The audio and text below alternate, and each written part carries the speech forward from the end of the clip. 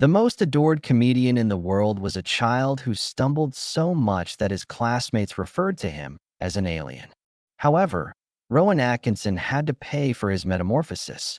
He became aware of his stutter. When he performed, he vanished entirely. However, only then will each Mr. Bean he was emotionally exhausted by the incident. He described the persona as draining and eagerly anticipated the filming's conclusion. The man who made millions of people laugh acknowledged feeling like a fake. At 70 years old, he's demonstrating how everything was shaped by his childhood experience. At last, the mute comedian found a way to express his narrative. On January 6, 1955, Rowan Sebastian Atkinson was born in Concert, a tiny town in England's County Durham. Despite being the youngest of four sons, a tragic event occurred before he reached adulthood. Sufficient to recall, Paul, his oldest brother, passed away when he was still a baby, leaving just three brothers. Later, Rodney, one of Rowan's brothers, became an economist, and in 2000, he nearly rose to the position of UK Independence Party leader. Growing up, Rowan led a very tranquil and orderly existence on a farm. However, the amusing thing is he would eventually become well known for portraying boisterous, goofy characters. Around the age of 5, Rowan began stuttering a lot. His inability to speak clearly made education quite challenging. He visited Durham. The severe bullying took place at Chester School. John Grove, canon, who worked there, recalled Rowan as a quiet youngster with a speech impediment and a rubbery face. A few of his peers even claimed he had an otherworldly appearance. The way he appeared and spoke made them chuckle. Additionally, Rowan used the majority of his solitude. Tony Blair, the future prime minister, was one of the students at that school. Tony was 2 years old, younger, and recalled Rowan's difficult circumstances. Because of how severe the bullying was, a 2007 piece in The Independent discussed it. However, when Rowan took the stage, an odd event occurred. He would no longer stutter at all. He could execute without any issues. That traumatic event from his early years turned become the secret to his talent. Despite the bullying, Rowan excelled academically. He received excellent grades in science, A levels, and was accepted to Newcastle University in 1973. He began studying electrical and electronic engineering at the age of 18. People believed he will eventually become not a comedian, but an engineer or scientist. He received his degree in 1975 from the 20 years old. Following his father's example, he next proceeded for a master's degree at Queen's College, Oxford. His MSc concentrated on one thing: extremely intricate systems known as self-tuning control systems. He even began his doctoral studies, but did not complete it. He sensed that something was drawing him in a different way. Chris Robson, his instructor, once stated in class, Rowan didn't stick out. However, as soon as he took the stage, he became a distinct individual. The actual change started at that point. In 1975, while attending Oxford, Rowan became a member of both the drama club and the Etc. review group. It happened during this when he got to know Richard Curtis, a young writer. Their lives would be altered by this encounter. Richard observed early in 1976, Rowan made his stage debut at a practice. Later, he claimed that there was a calm, humorous stood-in-the-corner-looking guy. However, when Rowan did perform, Richard was astounded. Rowan drew a drawing about driving and a scene in which he mimed, conversing simultaneously. Richard referred to it as pure genius. In the same year, Rowan appeared at the Edinburgh Festival in August 1976 with the Oxford Review. French. He had never performed in front of a large national audience before. The program was successful, and Rowan's course became evident. He was no longer merely an engineer. He was an entertainer. While still attending Oxford in 1975, Rowan formally began his electrical engineering master's program. He conducted thorough investigation and released his thesis in 1978. However, he was acting more and more. The difference between engineering and comedy added complexity. However, that technical background persisted. Him. He would go on to become one of the first famous people to purchase electric vehicles years later. He purchased his first hybrid car at age 18. Years prior to 2023, and 9 years prior to that, he drove his first entirely electric vehicle. Year. Additionally, he spoke negatively about environmental claims and electric vehicle technologies using his expertise. However, despite everything, it was obvious that comedy was his main passion. The theater had turned into his house. When he invented a radio in 1979, it was his first significant achievement. The Atkinson People is a BBC Radio 3 program. He portrayed a number of fictional figures such as French philosopher Georges Dupont and Sir Corin Basin. Griff Rhys-Jones produced it, and Richard Curtis contributed to its writing. Even though the show was clever and humorous, but few people watched it. It ran during a time window that few people listened to it because it wasn't intended for comedy. However, detractors saw how he was gifted. Similar to The Hitchhiker, it was recorded in stereo. A Galaxy Guide. It demonstrated that Rowan was prepared for something greater, even though it didn't make him famous. Things were difficult between 1978 and 1979. He was rejected by the BBC. Repeatedly. His humor was incomprehensible to them. He was depressed and lost. During auditions and interviews, his stutter worsened, which made things more difficult. At one point, he considered resuming engineering and leaving comedy. However, something occurred that altered everything. He understood that his stutter disappeared as he portrayed a character. He gained authority from the discovery. He didn't have to speak flawlessly. He could leave the talking to the characters. Rowan continued to work with the elderly Angus Deaton, whom he had met at Oxford, was one of his buddies. Together, they gave radio performances, and Angus frequently played the serious straight dude. Rowan's crazy characteristics were able to bloom as a result. Angus later made appearances in an episode of Blackadder and Mr. Bean. Their cooperation provided Rowan self-assurance while TV was still rejecting him. It allowed him to develop free from the demands of being on camera constantly. Rowan returned to the Edinburgh Fringe Festival in 1979. He was 24 now. He was even observed assisting with stage construction and cleanup. Debris at the recently opened Wireworks Theater. The majority of his act was quiet, like an elderly Buster Keaton movie. Some people left because they didn't understand, but others noticed something unique. Few comedians ever used their bodies and faces as he did. He was able to make the proper connections in the sector thanks to his performance. In 1980, he began attempting to TV once more. Canned Laughter, a pilot he produced, debuted in 1979. He was played a number of parts, including an early Mr. Bean. The program was, despite being clever, it was not picked up as a series. During some of these auditions, his stammer reappeared, making things even more demanding. However, he started to learn how to defeat it. He immersed himself fully in his characters. He had become an expert at hiding by the time he made an appearance on Wogan in 1980 at the age of 25. His performance stutter. That marked the start of the struggle's end. From that point forward, the world started to notice a quiet, unfamiliar boy who had transformed suffering into laughter. The life of Rowan Atkinson was permanently altered. The BBC awarded him a prize in 1979, a chance on Not the 9 O'Clock News, a brand new comedic program. The plan was for it to air in April, but a national election caused it to be postponed. The BBC considered the program could be too politicized right now. On October 16, 1979, the first episode was eventually shown. However, things didn't work out. Very few people watched it. Fewer than 1 million viewers tuned in. It was despised by critics.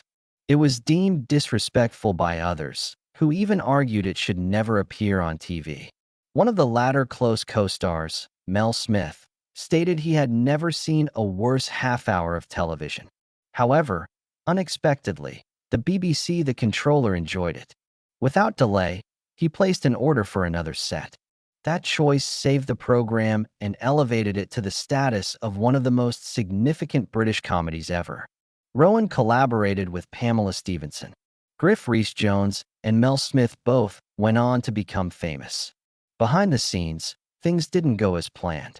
In 1980, following a single series, Chris Longham lost his job.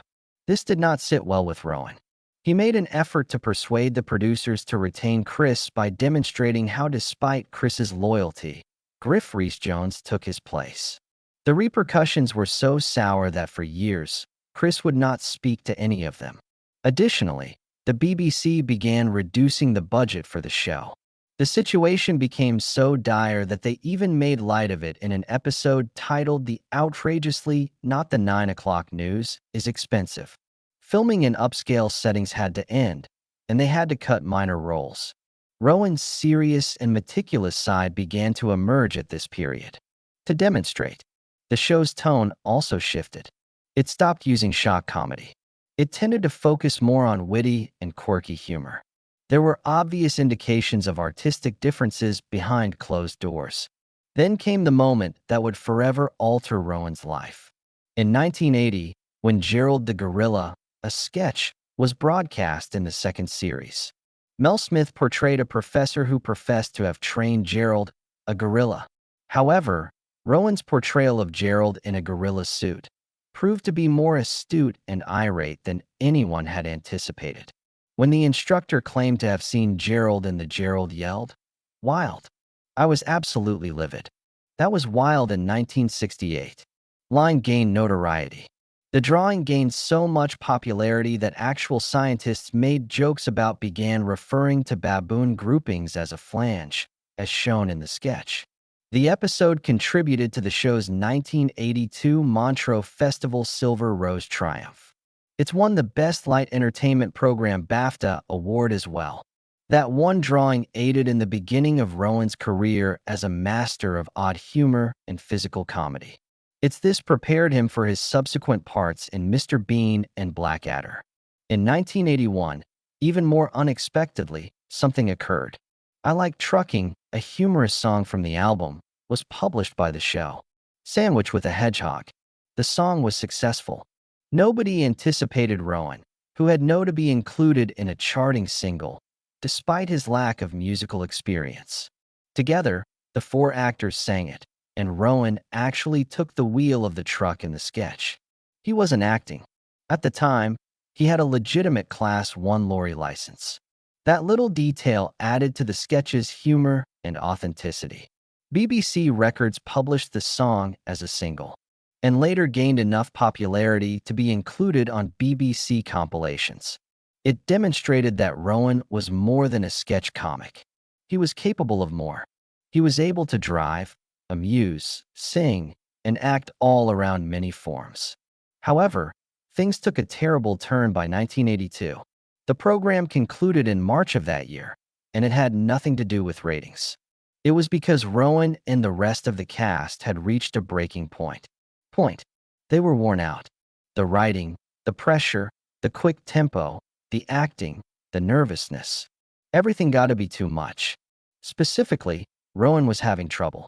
He had struggled with anxiety for a long time, and the burden was too much for him. Thus, rather than riding there, they left after achieving success and going on for fame or money. Pamela traveled to Hollywood. In 1983, Rowan immediately began filming Blackadder. Alas, Smith and Jones is a show that Mel Smith and Griff Rhys-Jones created. It was uncommon for them to decide to resign in the height of their fame. It demonstrated Rowan's high regard for mental health and creative honesty over financial gain.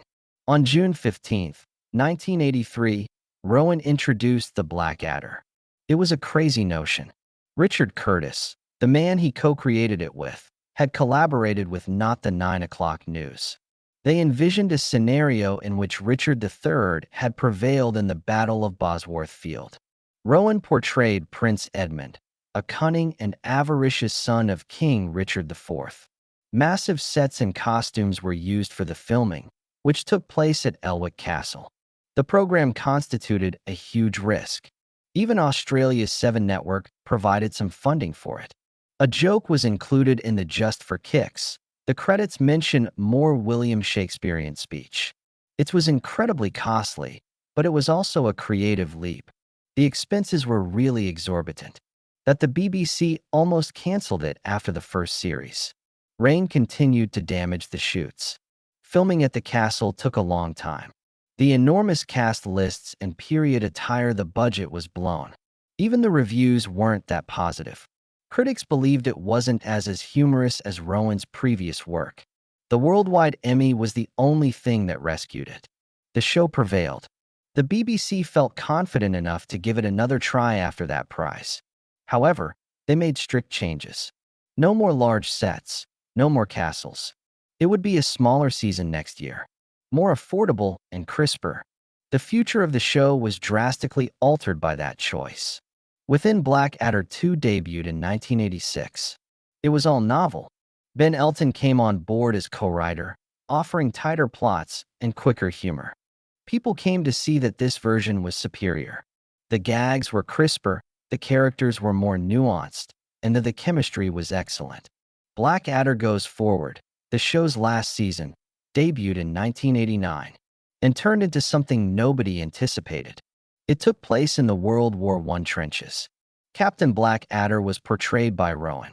Lieutenant George was Hugh Laurie, and Tony Private Baldrick was Robinson. It was serious, yet also humorous. It displayed the absurdity of battle without losing its comedic value. People were afraid that joking about the First World War could constitute it wasn't disrespectful, though. It had strength. It took home the title of Best Comedy Series at the BAFTAs of 1990. The award for Best Light Entertainment Act went to Rowan as well. Within on the British Film Institute's selection of the greatest British television programs ever, the program came in at number 16 in 2000. Additionally, in 2004, it was ranked second with nearly 282,000 votes in a BBC survey for the best sitcom in Britain. Votes. The soldiers' slow-motion rush into no man's land in the last scene turned out to be one of the greatest poignant conclusions in the history of television. In the background, the actors worked like a household. Stephen Fry, Rowan, and Hugh Laurie frequently used improvisation. They had faith in one another. According to Rowan, this was the least stressful job he had ever worked on in his career. Because he wasn't the only one under pressure. They all carried it together. Their chemistry created magic. The final episodes retained a large number of the improvised lines. Later, Rowan stated that they couldn't replicate what they had in the 1980s. That was unique. Time. Mr. Bean then arrived. On January 1st, 1990, the first episode debuted, and 13.45 million people watched it. The character was invented by Rowan years ago, sooner when attending Oxford to study. It was ideal for audiences around the world because he hardly talked in the role of Mr. Bean.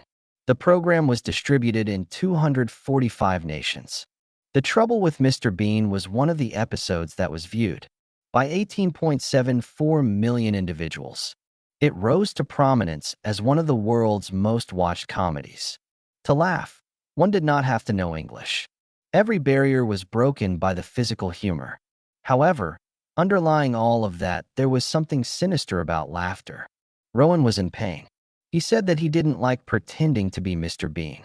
It was tense. He was exhausted by it. The responsibility, he said, felt burdened, and that he frequently anticipated the conclusion. Given how little the character spoke, Rowan had to convey everything involving his face and body. That was emotionally taxing. What the hell? For the man behind it, what was perceived as straightforward humor was actually a painful performance. Mr. Bean reached the major screen. Bean earned over $251 million worldwide. Out of that, more than international markets contributed $25 million. It debuted in Australia and earned $3.1 million, first place. It shattered opening records in the UK, earning $2.5 million.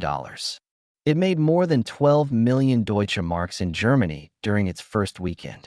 It was the quickest film in the UK to earn $100 million, even before launching within the US. However, Rowan was even more exhausted as a result of his success. He was already having trouble with the character, and the public now desired more of it. In 2002, he discovered a solution. He launched the cartoon series Mr. Bean. It started on March 2nd. It ended on November 1st, 2004. There were 52 episodes in the series. This arrangement was a relief. The voice was all Rowan had to do. No more physically taxing labor. The show moved to CTV after becoming well-liked by kids. It included new characters while adhering to the unique. Without endangering Rowan's health, the animated version preserved Mr. Bean's life. The show continued to air, and by it was still being made in 2024. Rowan invited Mr. Bean back for one more in 2012. Live performance at the Olympics in London. In Chariots of Fire and 26.9 million, he performed a humorous skit.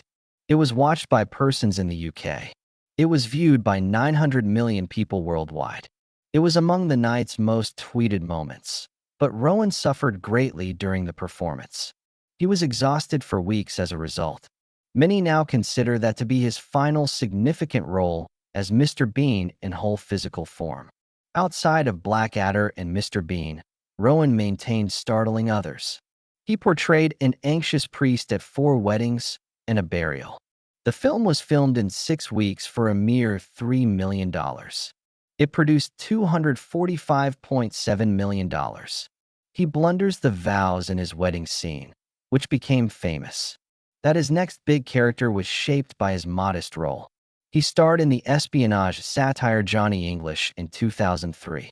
It earned $160 million globally on a budget of $40 million. It began with his former Barclaycard advertisements. He did dancing routines, physical comedy, and action situations. The Johnny English Reborn, a sequel, was released in 2011 as a result of its success. It was worth $45 million.